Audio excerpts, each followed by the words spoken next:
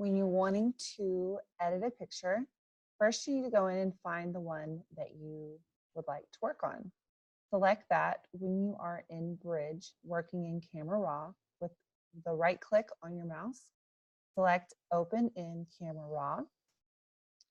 Then you get to come in and do all of those custom edits. This photo, we were in the shade, so there's cool tones in this photograph. So I'm coming over to the temperature on the right-hand side, and I'm just gonna warm that up just a little bit. Starting there, and we'll see where I wanna go from that point. I feel like also that this is a little green, has some green tones, so I'm just gonna take those out by adding in pink. Whenever you're trying to work with temperatures, if something is more or less of the other, for example, something's more blue, then you put a little yellow in it. If something's more green, then you put a little bit of pink in it, and that can help neutralize your colors. Okay, now I'm working with exposure, and I'm raising that up a little bit. She has fair skin, so I want to make sure that I don't raise it too much to where I lose the detail. I'm going to add a little bit of contrast. To me, I still feel like she needs some extra warmth. Maybe it's a little too contrasty. We're going to work with that contrast here in a second. I'm going to bring down the whites and the highlights a little bit.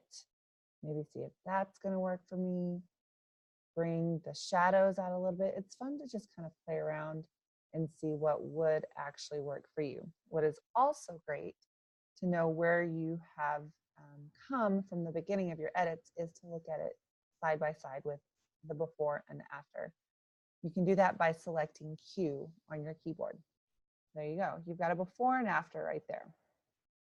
Well, I want to maybe raise a little bit of the orange tones. You can see as I take it to the extreme where those orange tones are. And then I just bring it back down because, like I said, I just want to do a little bit. You can even darken people, kind of give them, or lighten people to give them a little bit more of a tan, which is kind of fun. Again, you just have to be careful with it that you don't go overboard.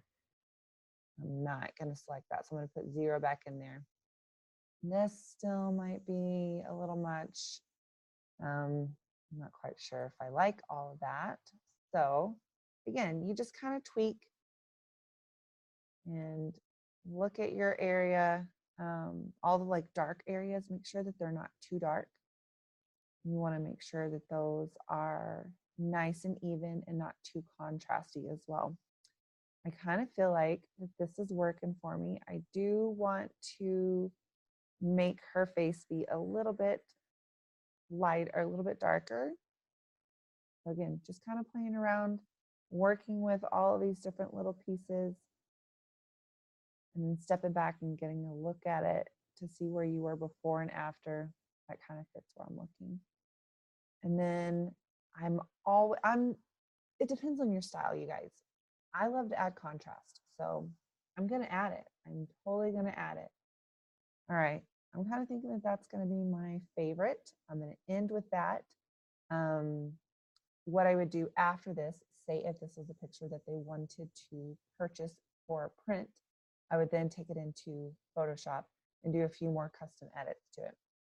She has beautiful complexion, so really there's not a whole lot that I would really need to do. But I might just sharpen her eyes a little bit more in Photoshop, maybe smooth the skin out one extra little bit. I mean, really, she doesn't need it. Maybe remove some of the little pieces of hair off of her face. Just those tiny little retouch things are the things that I would do in Photoshop.